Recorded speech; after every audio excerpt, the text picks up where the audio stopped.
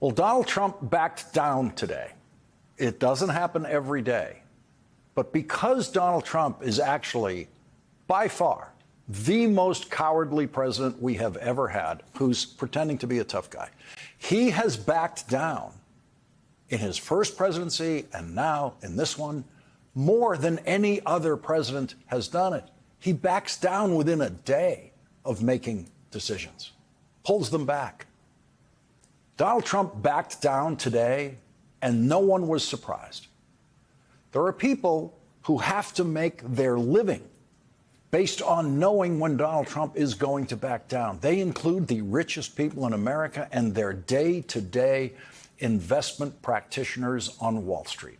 Wall Street knows that Donald Trump is a pathological liar, which everyone knows.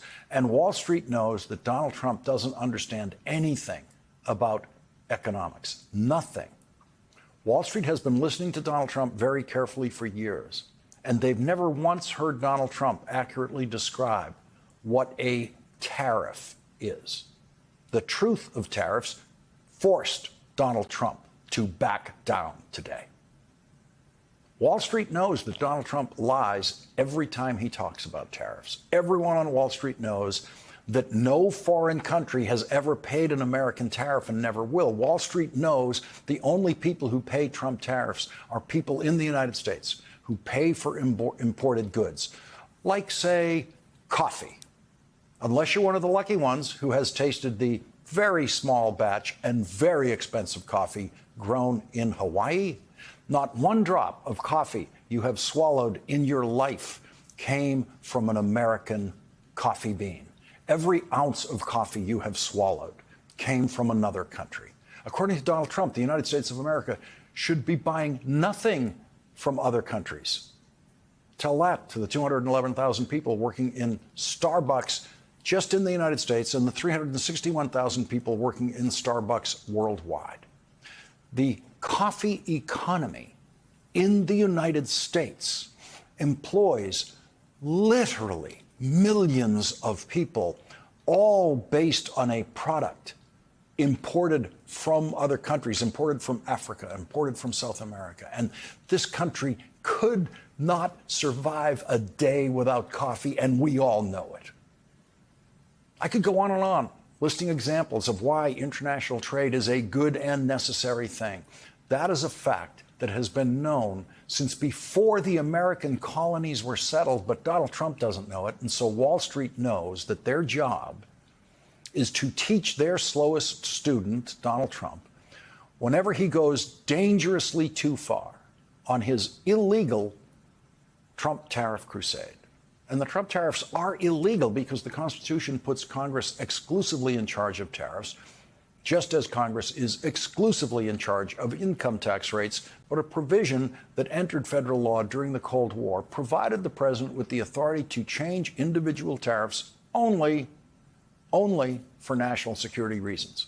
The intention at the time was to allow the president to personally change tariffs in the event of war. No one writing that law thought that such tariffs could ever, under any circumstances, be imposed by the President of the United States on the most faithful and peaceful and supportive neighbor any country in the world has ever had, Canada. And so lost in the noise about the Trump tariffs is that very simple fact that they are illegal because none of them have the slightest relationship to national security. Wall Street did its job today and forced Donald Trump to back down from the most destructive aspect of his demented and illegal Trump tariffs on Canada and Mexico, the tariffs on automobiles entering the United States from Canada and Mexico. After 24 hours of that tariff being in place and probably not actually being paid by anyone, Donald Trump backed down, really backed down. And it was a classic Trump reversal, which he pretends is not a reversal, saying that he's going to pause the tariff on automobiles from Canada and Mexico for 30 days.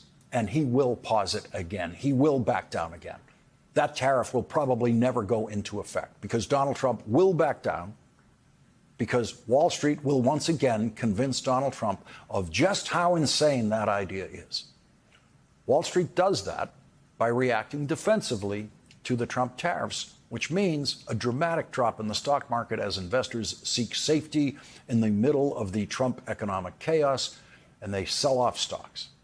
That's what happened the first time Donald Trump had his tariffs ready to go against Canada and Mexico. The stock market collapsed, and Donald Trump was able to withstand about 2 hours of the collapse the day before the tariffs were supposed to go into effect. And by lunchtime, then, Donald Trump announced that he was going to pause those tariffs. He wasn't going to put them into effect the next day. He would pause them for 30 days. Then the stock market started to work its way back up the next day. This time around, the stock market thought they'd figured out Donald Trump.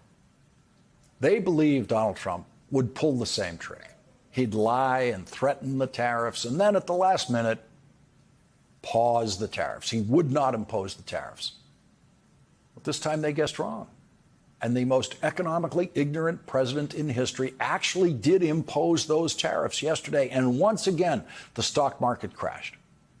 In the middle of the trading day today, when the White House announced that Donald Trump would pause the tariffs on automobiles for 30 days, the stock market digested that news and started to go back up, to exactly no one's surprise.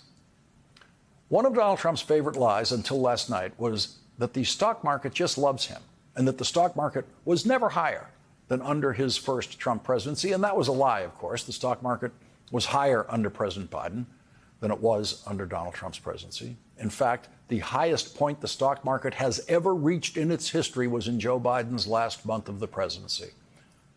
And last night, Donald Trump spoke for 99 minutes in an incoherent, rambling, lifeless, exhausting presentation with nothing designed to appeal to anyone who hasn't already voted for him.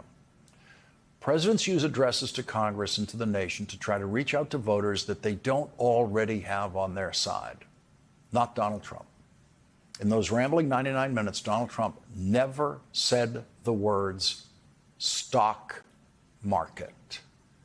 When is the last time you heard Donald Trump give a long, self-congratulatory speech without telling you how great the Trump stock market is doing? Donald Trump was appearing, giving that speech on the night of a stock market crash caused by him, and he didn't say a word about the stock market in his address to Congress and the country, a country that was worried about the stock market. Not one word. The stock market crash was created by 1 day of the Trump tariffs being in effect. 1 day. And at the end of that 1 day, Donald Trump stood up in the House of Representatives and addressed the Congress and the nation, and he did not say one word about what happened that day because of his tariffs. He said nothing about the tariffs that went into effect yesterday. Nothing about that in his speech.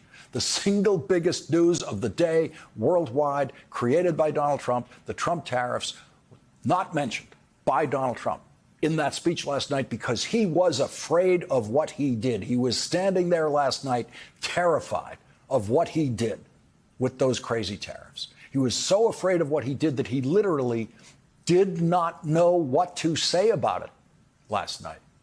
He talked about tariffs generally, but not about what he had actually done yesterday. And here's one of the things he said about tariffs that actually proved his tariffs are illegal.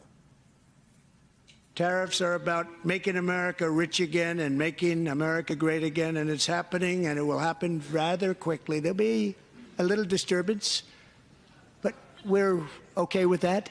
It won't be much. Supposed to be about national security. His tariffs are legally supposed to be about national security. That's the only way they can be legal. Donald Trump is too ignorant, of course, to know that he was admitting in that statement that his tariffs are illegal. And of course, by a little disturbance, he meant a stock market crash and increasing prices here in the United States. The biggest problem Donald Trump ran into yesterday when he finally decided to go forward with the stupidest economic idea ever advanced by a president of the United States is that the world stopped listening to Donald Trump about tariffs yesterday. And they started listening to someone else who actually knows what he's talking about. the United States launched a trade war against Canada, their closest partner and ally, their closest friend. At the same time, they're talking about working positively with Russia, appeasing Vladimir Putin, a lying, murderous dictator. Make that make sense. Canadians are reasonable, and we are polite, but we will not back down from a fight. Not when our country and the well-being of everyone in it is at stake.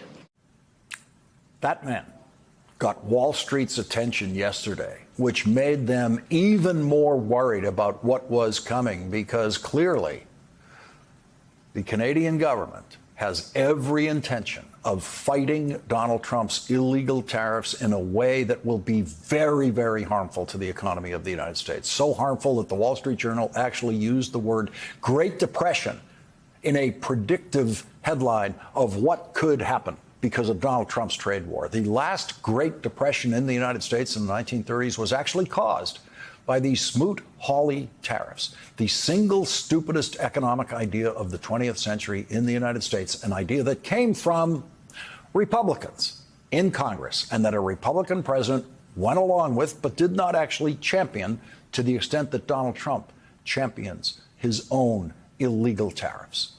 The problem for Donald Trump yesterday is that he empowered Justin Trudeau to speak directly to the American people as someone who not just knows what he's talking about, but sounds much more convincing than the blustering, lying President of the United States. I want to speak first directly to the American people. We don't want this. We want to work with you as a friend and ally. And we don't want to see you hurt either. But your government has chosen to do this to you. Your government has chosen to do this to you. And of course, by your government, everyone in the United States and Canada and the world knows that he means Donald Trump. Donald Trump has chosen to do this to you. He chose, of course, action yesterday that would add $20,000 to the price of American cars, Dodges, Dodge Ram pickup trucks, Fords, American cars sold in the United States that in the course of their assembly often crossed the Canadian border through Michigan more than once in the complex manufacturing process we have now. Your government has chosen to put American jobs at risk at the thousands of workplaces that succeed because of materials from Canada or because of consumers in Canada, or both.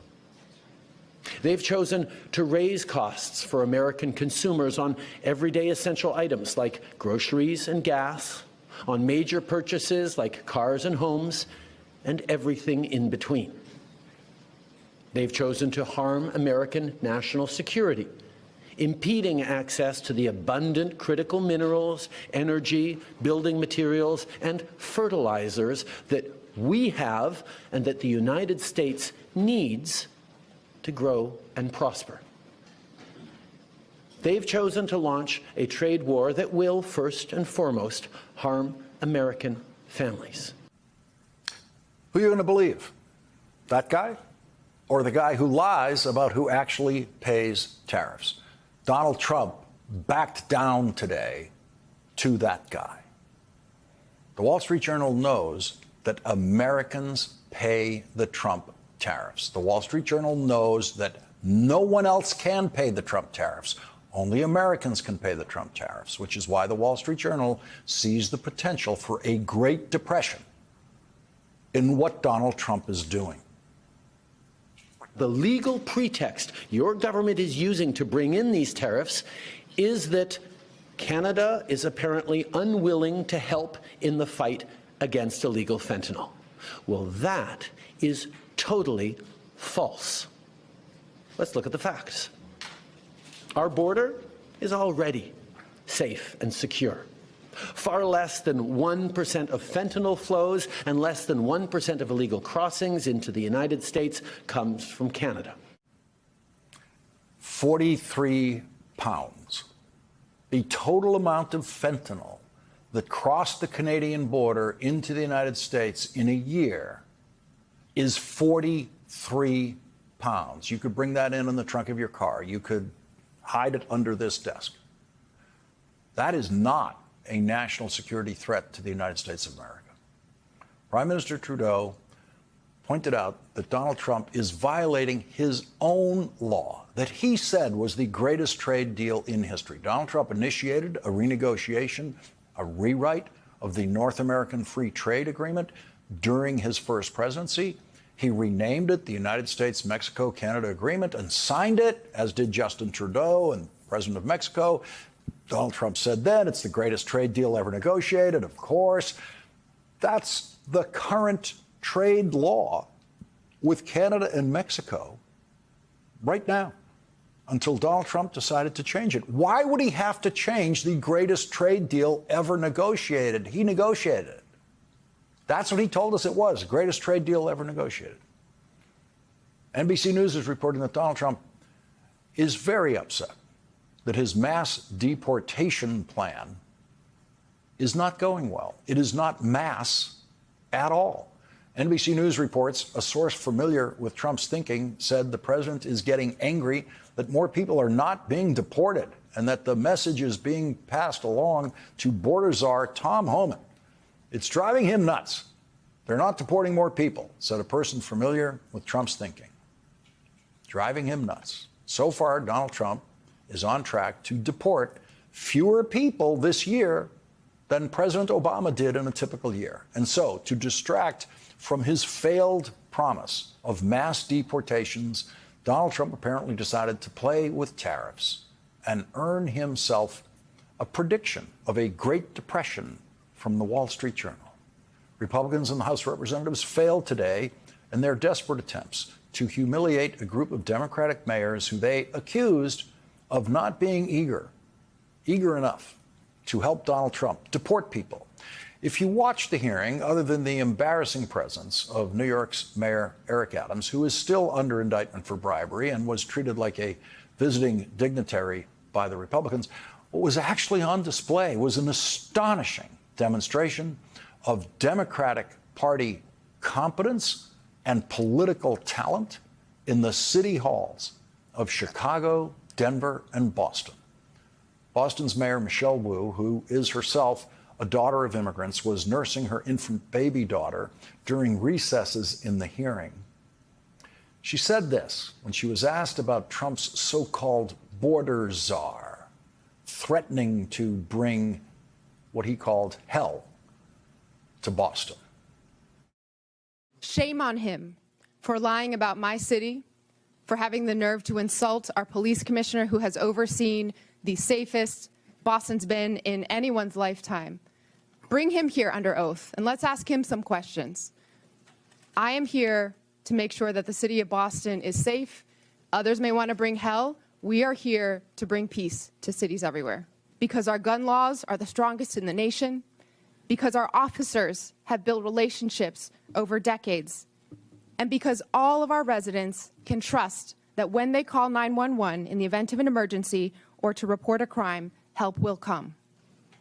This federal administration's approach is undermining that trust. This federal administration is making hardworking, tax-paying, God-fearing residents afraid to live their lives. A city that's scared is not a city that's safe. A land ruled by fear is not the land of the free. We are the cradle of democracy and the city of champions. We are all of these things not in spite of our immigrants, but because of them. The false narrative is that immigrants in general are criminals, or immigrants in general cause all sorts of danger and harm. That is actually what is undermining safety in our communities. If you wanted to make us safe, pass gun reforms. Stop cutting Medicaid. Stop cutting cancer research. Stop cutting funds for veterans. That is what will make our city safe. Like so many Boston Catholics, she had her ashes on her forehead today on Ash Wednesday. There were some words that were very conspicuously absent from Donald Trump's marathon speech last night, words like Medicare and Medicaid. Here's the last thing Donald Trump said about that before last night's speech.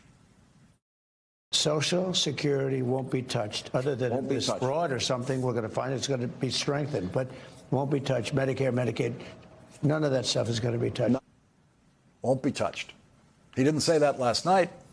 He said Social Security is full of fraud, which is a lie, and he literally never mentioned the existence of Medicare or Medicaid. Exactly a year ago in that same chamber, the President of the United States did mention Medicare, Medicaid, and Social Security in a way that infuriated the Republicans sitting there. President Joe Biden, in the best televised State of the Union address I have ever seen, provoked loud objections from the Republicans when he accused them of wanting to cut those programs. Many of my friends on the other side of the aisle want to put Social Security on the chopping block. If anyone here tries to cut Social Security, Medicare, or raise the retirement age, I will stop you.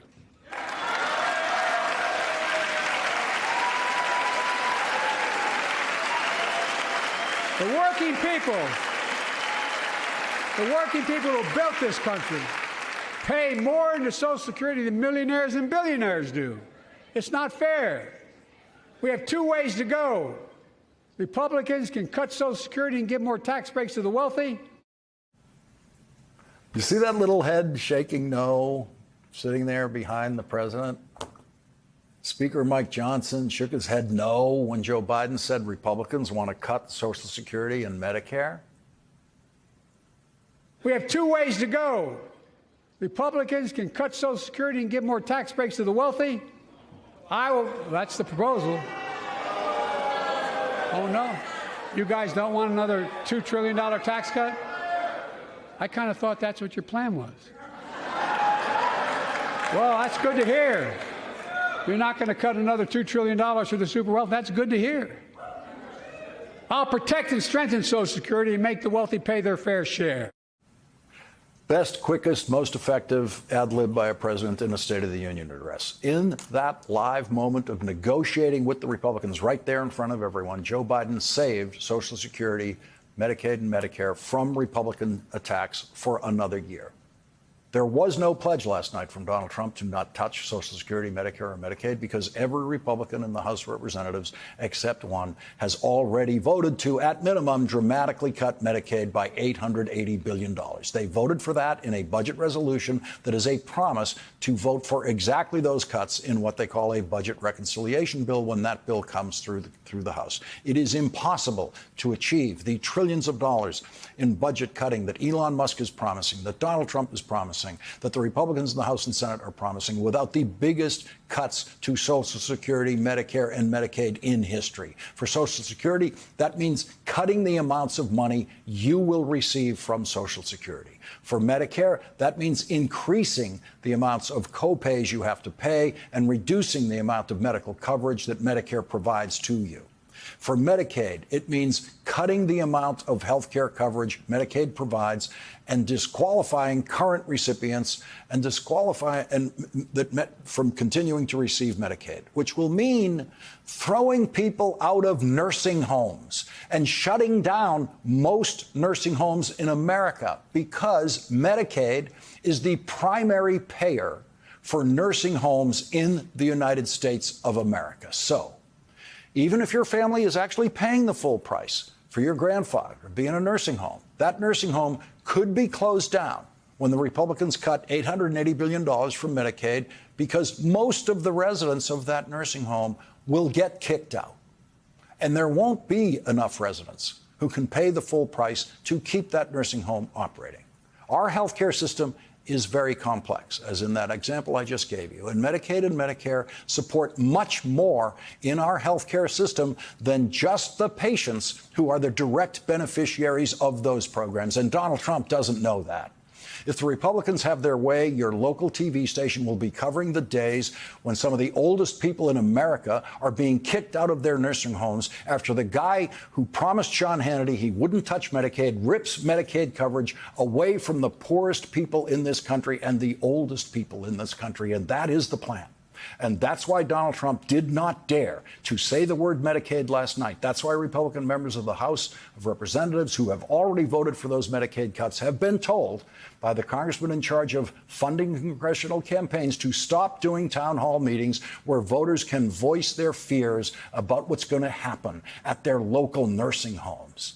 If you're one of the people, or if your grandmother is one of the people who gets kicked out of her nursing home because of Donald Trump and the Republican Congress, you're going to suffer something even worse than the Great Depression the Wall Street Journal is predicting if Donald Trump doesn't continue to back down.